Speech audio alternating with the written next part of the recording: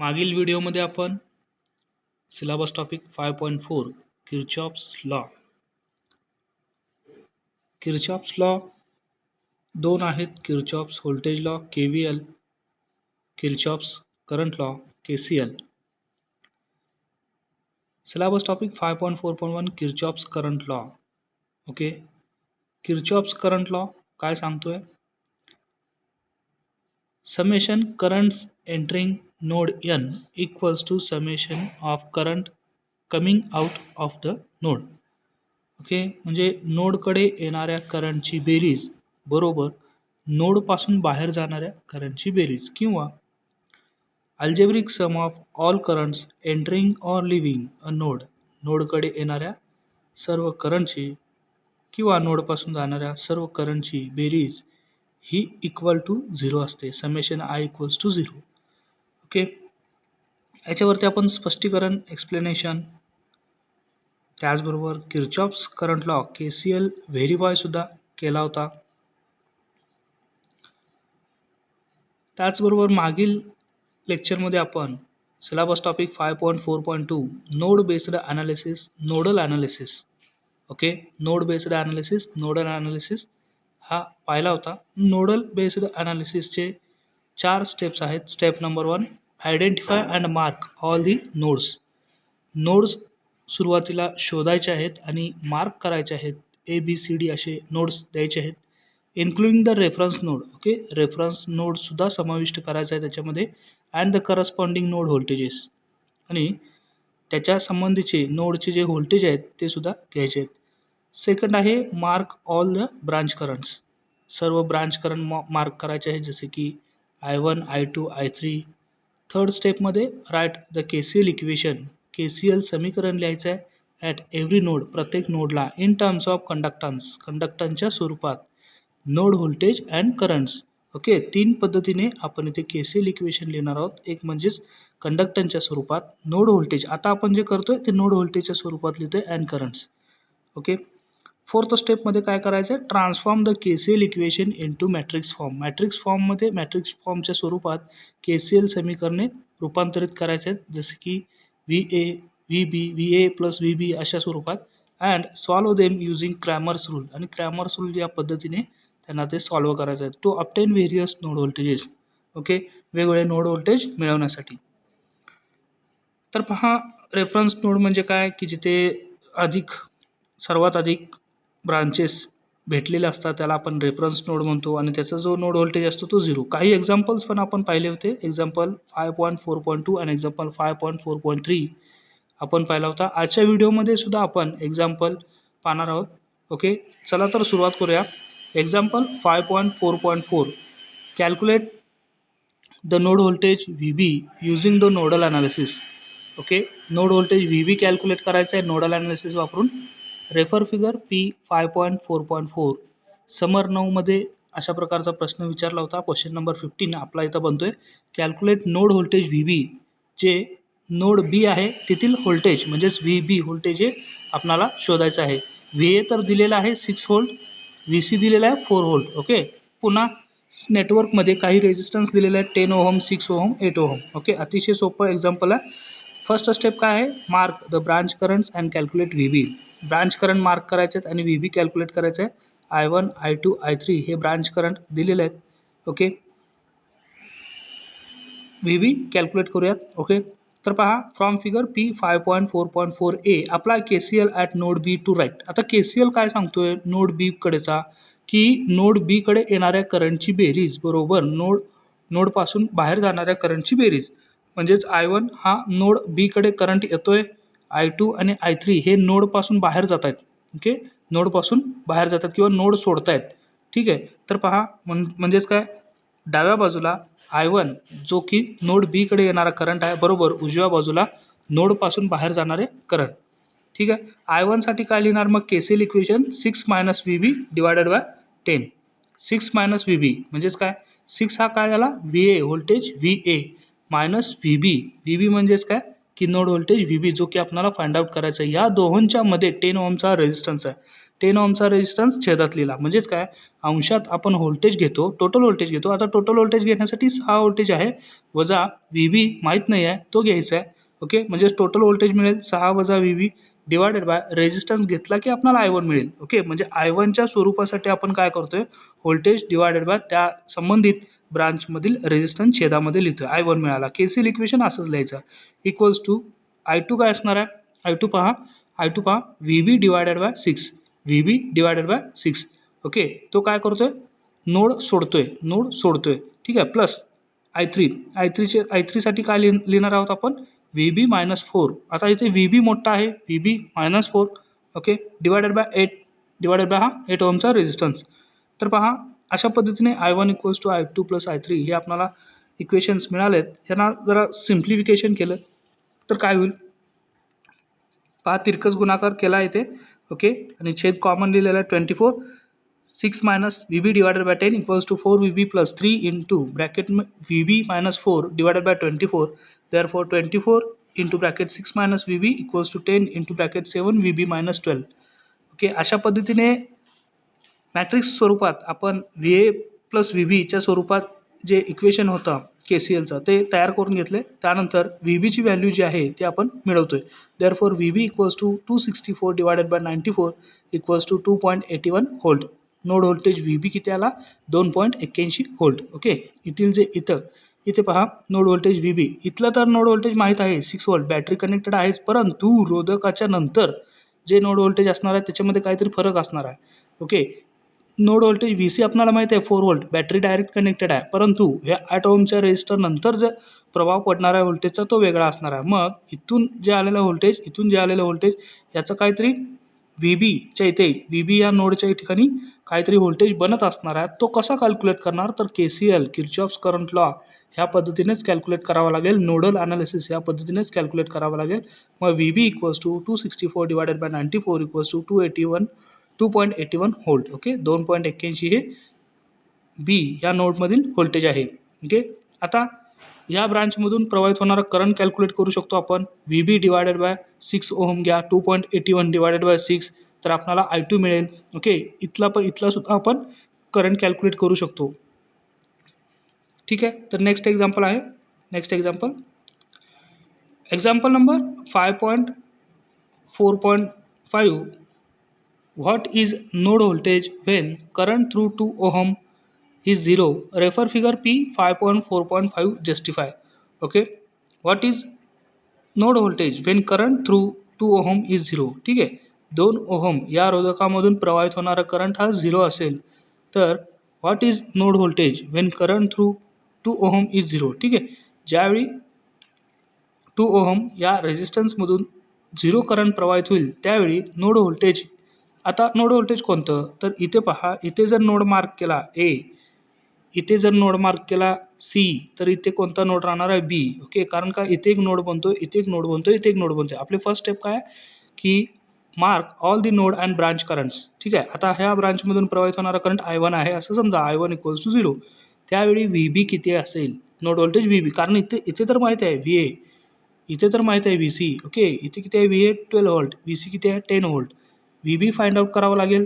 तो find out करण्यासाठी एक कंडिशन आहे, 2 ओहम रोधकामधून प्रवाहित होणारा करंट जर 0 असेल तर VB किती, असं ते विचारत आहेत. ओके, तर पहा solution.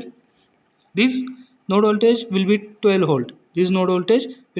Because Wien the current through 2 ohm resistance is 0, the voltage drop across it will be 0. ठीक आहे, सामान्यतः पहा ह्या रोधकामधून प्रवाहित होणारा करंट 0 दिला आहे, म्हणजेच हा रेजिस्टन्स काय नसणारच आहे, म्हणजे इथं व्होल्टेजचा घट कोणता होणारच नाही आहे.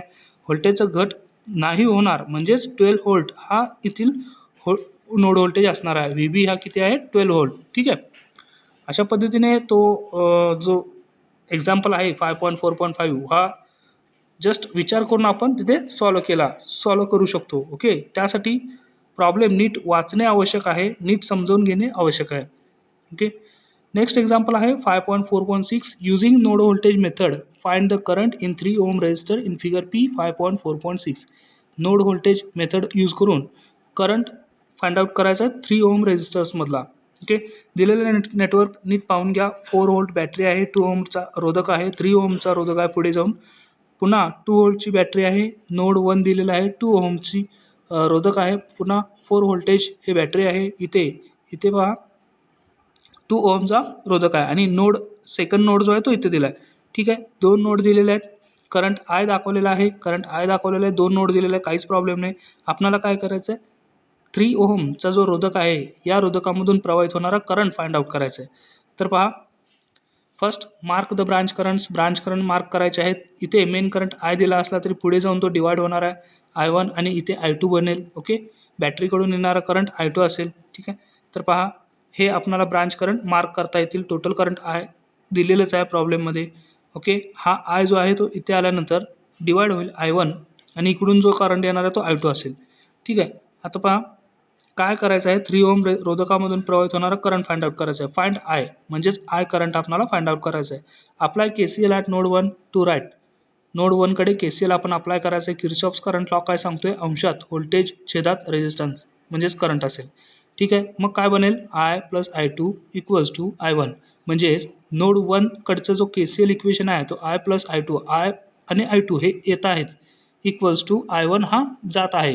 ओके, नीट सर्किट जर ऑब्झर्वेशन केलं तर I आणि I2 हा नोडकडे येतोय, I1 हा परावर्त होतोय, जातोय. ओके, त्यामुळे पहा काय होईल, I साठीचं जे KCL इक्वेशन असणार आहे 4 + 2 - V1 divided by 5. 4 + 2 okay, 4 + 2 - V1 जे माहीत नाही आहे, node voltage V1 - V1 divided bye काय येईल, 3 + 2 हे रोधक येईल, म्हणजेच 5 रोधक येईल, plus 4 - V1 divided bye 2, 4 - V1 divided bye 2. Okay, आता पहा 4 - V1 डिवायडेड बाय 2 ओहमचा रोधक, म्हणजेच I आणि I2 हे येत आहेत, यांची सुरुवातीला बेरीज घेतली आणि I1 हा जातोय नोड 1 पासून बाहेर जातोय, म्हणजेच काय येईल, बरोबर चिन्हाच्या पलीकडे V1 divided bye 2.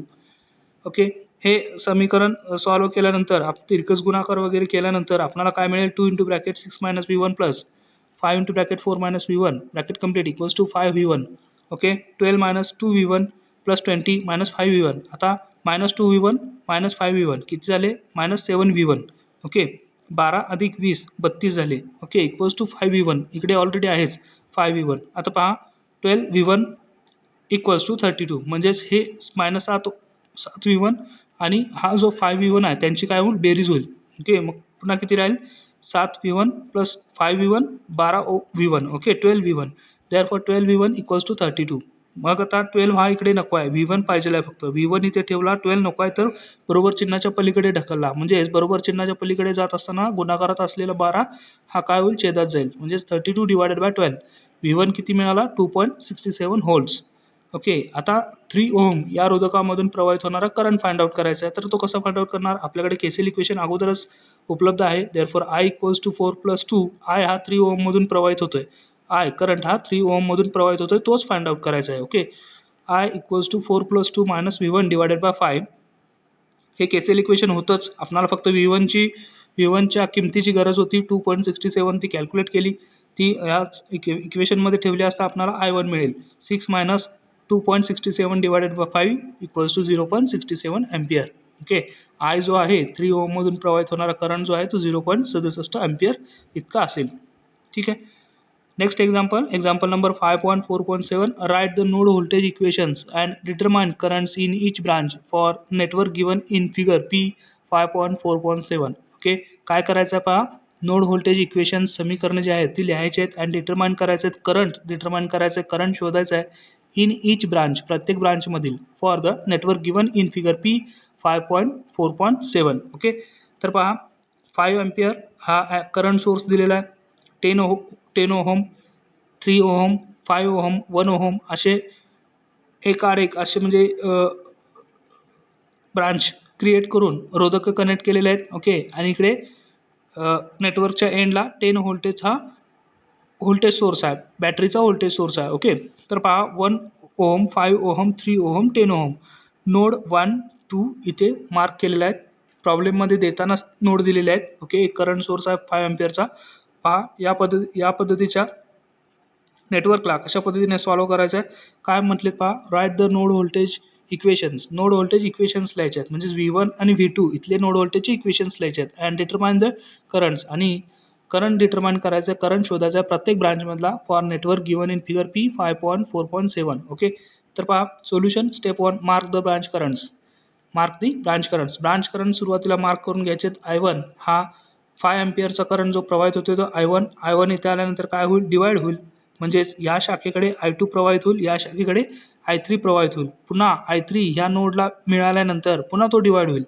Okay, I4 एक इकडे जाईल. आता इथे पहा, ह्या बॅटरी सोर्सकडून काय होणार आहे, इकडे बॅटरी सोर्सकडे करंट येत नसतो, बॅटरी सोर्समधून करंट बाहेर जात असतो. म्हणून हा I5 जो आहे तो इकडे नोड 2 कडे जाईल. म्हणजे नोड 2 कडे येणारे करंट कोणते, I3 आणि I5, आणि नोड 2 पासून बाहेर जाणारे करंट I4. इथे KCL इक्वेशन आपल्याला मिळतंय. फर्स्ट जो नोड होता तो, त्याच्याकडे करंट कोणता येतोय, I1, आणि करंट त्याच्यापासून कोणते जात आहेत, I2 अँड I3. ओके, म्हणजेच इथे सुद्धा आपल्याला KCL इक्वेशन्स लिहिता येतील. Okay, figure P 5.4.7a. पहा step 2, find V1 and V2. Find V1 and V2. Find V1 and V2. Node 1 I1 equals to I2 plus I3. म्हणजेच नोड 1 कडे I1 हा करंट येतोय आणि नोड 1 पासून I2 आणि I3 हे बाहेर जात आहेत. मग I1 करंट तो दिलेलाच आहे direct 5 ampere equals to I2 काय आहे, V1 डिवायडेड बाय 10 ओहमचा रोधक प्लस I3 काय असणार आहे, V1 minus V2 divided by 3 ohm. ठीक आहे, आता हे समीकरण सॉल्व करायचं आहे. म्हणजे छेद एक समान करून घेतला. Okay, therefore 5 equals to 3V1 plus 10 into bracket V1 minus V2 divided by 30. Okay, ठीक आहे. आता हे 30 कसं आलं, तर हे तिरकस गुणाकार केला. ओके, हा जो इकडच्या छेदातला जो 3 आहे तो V1 ह्या टर्मला गुणला आणि इकडच्या छेदातला जो 10 आहे तो इकडे गुणला आणि छेदामध्ये या दोघांची गुणाकार घेतलं. ओके, 10 गुणिले 3 30 येईल. तर पहा तिरकस गुणाकार केलेला आहे आणि समीकरण आपल्याला लिहिता येईल. आता हे भागाकारात असलेलं 30 नको आहे आपल्याला, तर बरोबर चिन्हाच्या पलीकडे ढकलत असताना गुणाकारात जाईल. म्हणजेच पुन्हा इथे 30 गुणिले 5 150 होईल. ओके, तर पहा therefore 13V1 minus 10V2. 13V1 कसं आलं, तर 3V1 plus 10V1, 13V1 13V1 minus 10V2. Okay, minus 10V2 equals to 150. Equation number 1. एक तर समीकरण मिळालं आपल्याला. नोड 2. नोड 2 कडे काय घटना होत आहेत, I3 आणि I5 हे येत आहेत. I3 आणि I5 हे these are the currents entering toward the node 2 and I4 currents leaving from the node 2. Okay, आता या पद्धतीने KCL जर इक्वेशन लिहायचं असेल, V1 minus V2 divided by 3 plus 10 minus V2 divided by 1 equals to V2 divided by 5. Okay, पुन्हा हे तिरकस गुणाकार केला.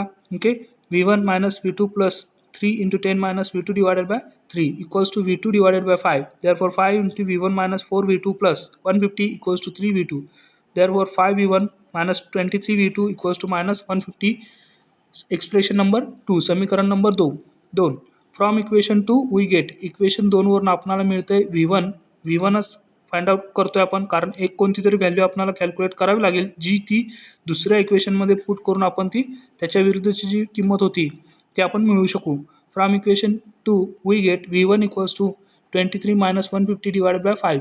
Okay, expression number 3. Substituting in equation 1 we get. Okay, to get. आपण हा जो V1 ची किंमत जी आलेली आहे ती एक्सप्रेशन नंबर 1 मध्ये ठेवली असता आपल्याला काय मिळेल पहा, 13 into bracket 23V2 minus 150 divided by 5 minus 10V2 equals to 150. आता ह्याला सुद्धा पुन्हा तिरकस गुणाकार जर केला तर आपल्याला अशा पद्धतीने 299V2 minus 1950 minus 50V2 equals to 750. Therefore V2 equals to 10.84 volt. आपल्याला V2 ची किंमत मिळेल. ती V2 ची किंमत next substitution in equation 3. Equation 3 मध्ये ठेवली असता आपल्याला काय मिळेल, V1 मिळेल. इथे पहा V2 आपल्याला 10.84 आलेला आहे, तो इथे ठेवला असता आपल्याला V1 मिळेल. Okay, V1 equals to 23 into 10.84 divided by minus 150 divided by 5 equals to 19.88 ohm. 19.88 हे V1 ची व्हॅल्यू आली, V2 ची व्हॅल्यू आली 10.84. आता इथं आपला प्रॉब्लेम संपलाय का, नाही. तर प्रॉब्लेममध्ये काय सांगितलं होतं, प्रत्येक ब्रांचमधील प्रवाहित होणारा करंट फाइंड आउट करायचा आहे. Okay, find all branch currents. मग I1 मिळेल, I2 मिळेल, I3 मिळेल, I4 मिळेल, I5 मिळेल. I1 कसा मिळाला, I1 दिलेलाच आहे प्रॉब्लेममध्ये 5 एम्पियर. I2 कसा काढणार, KCL इक्वेशनवरून V1 divided by 10. V1 तर माहिती आहे, आत्ताच कॅल्क्युलेट केला, 19.88 डिवायडेड बाय 10. I2 मिळतोय. I3 फाइंड आउट करायचा. I3 कसा काढणार, KCL इक्वेशन माहिती आहे आपल्याला, V1 minus V2 divided by 3. V1 आहे, V2 आहे डिवायडेड बाय 3 हा रोधक आहे, म्हणजेच आपल्याला I3 मिळतोय. I4 त्याच पद्धतीने मिळतोय, I5 सुद्धा मिळतोय. ओके, अशा पद्धतीने सर्व ब्रांचमधील करंट आपण इझी पद्धतीने नोडल बेस्ड अनालिसिस ह्या पद्धतीने सॉल्व करू शकतो. Example number 5.4.8 okay. Example number 19 आपण पाहूया. Determine the voltages at node. काय सांगते बा, determine the voltages at node B and C in the network shown in figure P 5.4.8 using nodal analysis. Determine the voltages at node B and C. Node B आणि C मधले voltage आपल्याला find out करायचे आहेत. V बी आणि V C. V A तर माहीत आहे 120 okay. इथे व्ही डी तर माहीत आहे आपल्याला 116 व्होल्ट ओके. तर आपल्याला फक्त व्होल्टेज फाइंड आउट करायचे आहेत. Determine the voltages at nodes B and C. Node B and C कडे असणारे व्होल्टेज आपल्याला फक्त फाइंड आउट करायचे आहेत.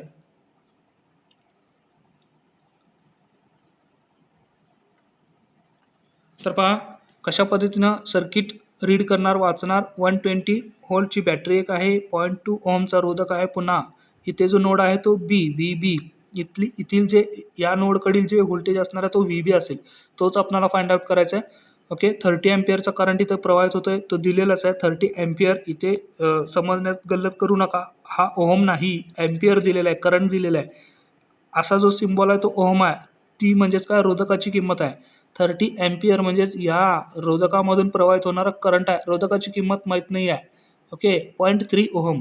पुन्हा इथे काय दिलेलं आहे 0.3 ओहम ओके. पुन्हा पुढे गेल्यानंतर सी हा नोड येतोय. येथील सुद्धा आपल्याला या नोडवरील सुद्धा आपल्याला व्होल्टेज फाइंड आउट करायचं आहे व्ही सी ओके. पुन्हा पहा इथे काय केलेलं आहे 20 अँपिअर म्हणजेच ह्या रोधकामधून प्रवाहित होणारा करंट किती दिलेला आहे 20 अँपिअर. परंतु रोधकाची किंमत माहीत नाही आहे ओके. 0.1 ओहम ह्या रोधकाची किंमत दिलेली आहे ओके. 0.1 V1 म्हणजेच मिस्किल पद्धतीचं आहे एक्झाम्पल हे. जसे की बॅटरीचं व्होल्टेज दिलेलं आहे, काही रोधकांची किंमत दिलेली आहे, काही रोधकांची किंमत दिलेली नाही आहे. डायरेक्ट त्या रोधकामधून प्रवाहित होणारा त्या ब्रांचमधून प्रवाहित होणारा करंटची किंमत दिलेली आहे ओके. अशा पद्धतीचं जे नेटवर्क आहे ते व्यवस्थित रीड करणे गरजेचं आहे. तर पहा step 1 mark the nodes and currents okay. Nodes आणि करंट्स मार्क करायचे आहेत. 120 व्होल्ट I1 हा करंट प्रवाहित होतोय ठीक आहे. इथं तो आल्यानंतर डिवाइड होत आहे I2. मग I2 किती आहे 30 अँपिअर. तो दिलेलाच आहे प्रॉब्लेममध्ये ठीक आहे. इकडे जो प्रवाहित होतोय करंट I3 0.3 ओहमच्या रोधकामधून जो करंट प्रवाहित होईल तो किती असणार आहे I3. I1 इथे आला, I2 आणि I3 त्याचं विभाजन झालं. पुन्हा पहा I3 हा VC या नोडकडे येतोय. पुन्हा त्याचे विभाजन होईल okay. I4 and I5 okay.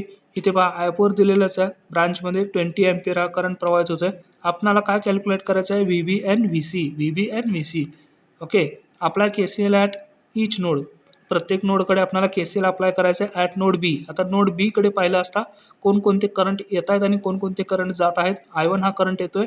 I2 आणि I3 हे VB पासून दूर जात आहेत. म्हणून I1 = I2 + I3.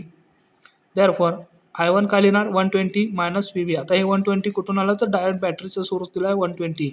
VB कुठून घेणार तर हा नोड व्होल्टेज VB. ह्या दोन व्होल्टेजच्या दाबांच्या फरकाचा फरक म्हणजेच काय असणार आहे टोटल व्होल्टेज असणार आहे. डिवायडेड बाय रोधक घेतला की या ब्रांचमधून प्रवाहित होणारा करंट मिळतो. हेच KCL सांगतोय.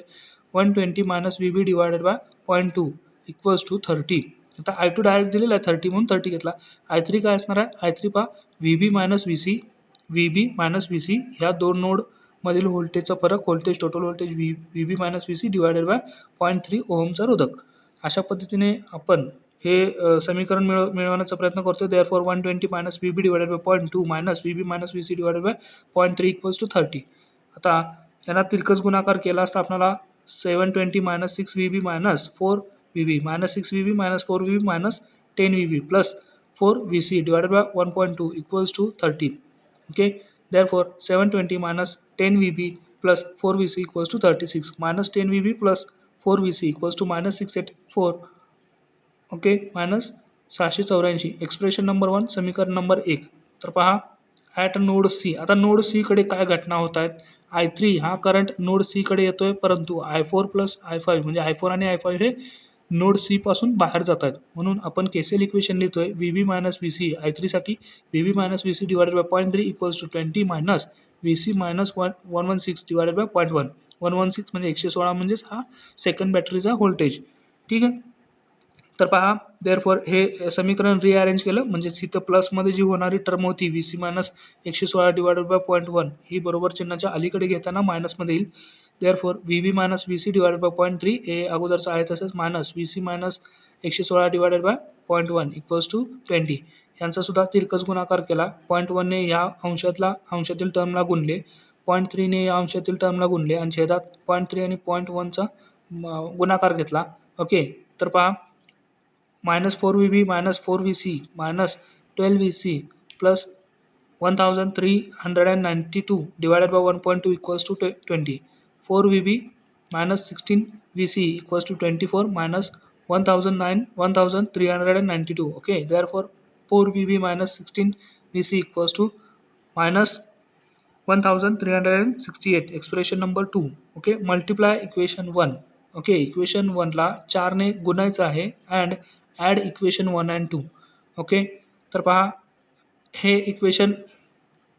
इक्वेशन नंबर 1 ला 4 ने गुणले असता -40VB plus 16VC equals to -2736 plus 4VB आणि इक्वेशन 1 आणि 2 ची काय करायचे, बेरीज घ्यायचे. 4VB मायनस 16VC हे इक्वेशन नंबर 2, हे इक्वेशन नंबर 1 आहे परंतु 4 ने गुणून घेतलेलं आहे. -40VB plus 16VC equals to 2736. 4VB minus 16VC equals to minus 1368. Okay, आता पहा बेरीज करायची आहे. -2736 मायनस 1368 किती होईल, -4104. ओके, तर पहा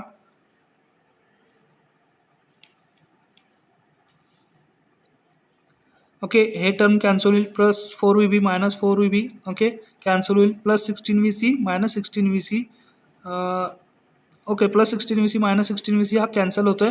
ठीक आहे, -4VB plus 4VB minus 36VB equals to -4104.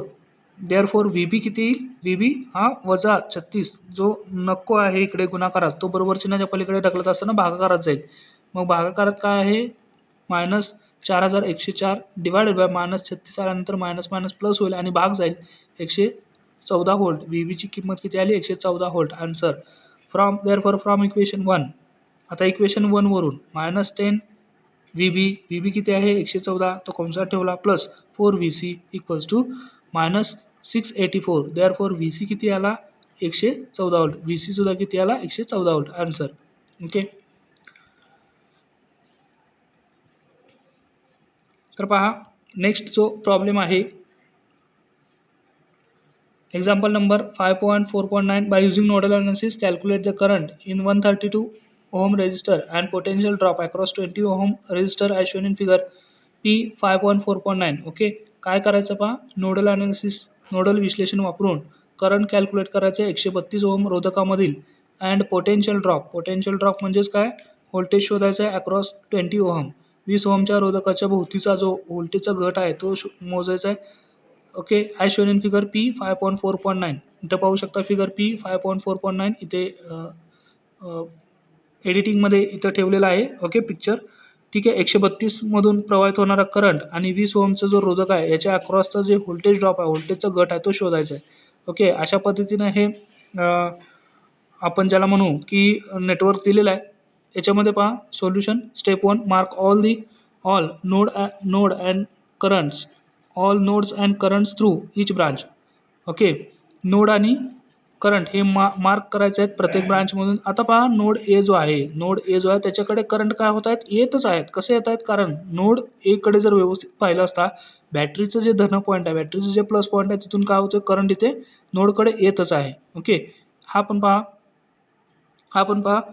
60 हा सुद्धा नोडकडे येत आहे. दोन्ही करंट वेगवेगळ्या इकडून येत आहेत, परंतु हा जो I3 आहे तो काय होतोय, बाहेर जातोय. समजा हा I1 येतोय, इकडून जो येणार आहे तो I2 असणार आहे आणि I3 काय होतोय, बाहेर जातोय. ओके, ठीक आहे, म्हणजे I1 आणि I2 हे दोन नोडकडे करंट येणार आहेत आणि I3 काय आहे, हा बाहेर जातोय. आता I3 बाहेर का जातोय, तर येथील म्हणजे ह्या 200 व्होल्टच्या बॅटरीमधून सर्वप्रथम जो करंट येईल तो आल्यानंतर डिवाइड होईल. इकडे जो डिवाइड व्हायला बघत होता परंतु होऊ शकणार नाही, कारण पुढे बॅटरीचा सोर्स आहे. बॅटरीच्या सोर्सकडे करंट जात नसतो, उलट बॅटरीच्या सोर्सकडून इकडे येत असतो. ठीक आहे, तर पहा अशा पद्धतीने नोड करंट आहे ते ब्रांच करंट हे मार्क करायला आलं पाहिजे. ओके, आता पहा figure P 5.4.9 A. Step 2, at node A apply KCL. Node एकडे KCL अप्लाय केला, नोड एकडे येणारे करंट I1 प्लस I2 आहेत, नोड ए पासून जाणारे करंट I3 आहे. I1 साठी काय लिहू शकतो आपण 20 minus VA. Okay 20 minus VA sorry 200 minus VA असायला हवं, 200 मायनस VA, कारण बॅटरीचा जो व्होल्टेज आहे तो 200 व्होल्ट आहे, 200 अंशात काय येईल 200 मायनस VA डिवायडेड बाय 20 ओमचा रोधक plus 18 minus VA divided by 60 minus VA divided by 32 equals to 0. म्हणजे I3 जो होता तो इथे ठेवला, परंतु I3 बरोबर चिन्हाच्या पलीकडे नको आहे, अलीकडे हवा आहे. प्लसमध्ये असलेला I3 काय होईल मायनसमध्ये येईल. ओके तर पहा छेद एक समान केला, छेद एक समान करण्यासाठी आपल्याला त्या त्या टर्म्सनुसार इथे गुणावं लागतं. मोठा छेद आहे 132 येण्यासाठी प्रत्येक राहिलेल्या 2 टर्मला ते मल्टिप्लाय केलेला आहे. ओके तर पहा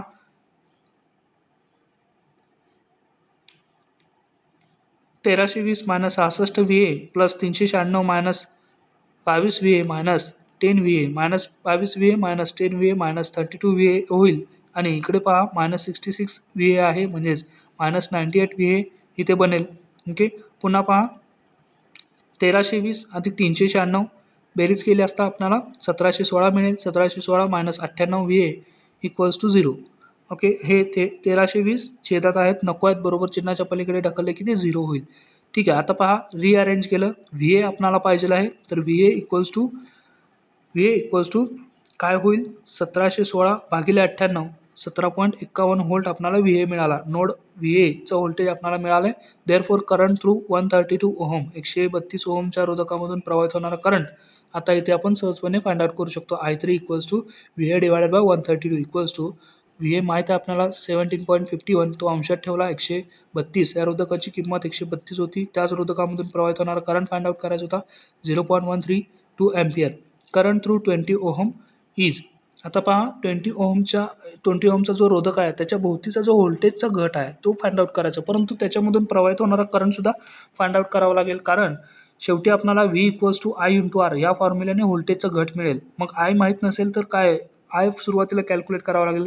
therefore I1 equals to 20 minus VA divided by 20 equals to 20 minus 17.51 divided by 20 equals to 0.12145. हे I1 हा 20 ओहममधून प्रवाहित होणारा करंट मिळाला. आता पोटेन्शियल डिफरन्स म्हणजेच व्होल्टेजचा घट across 20 ohm resistance is V equals to I1 into R. I1 आत्ताच फाइंड आउट केला 0.12145 इंटू 20 इक्वल्स टू 2.49 व्होल्ट.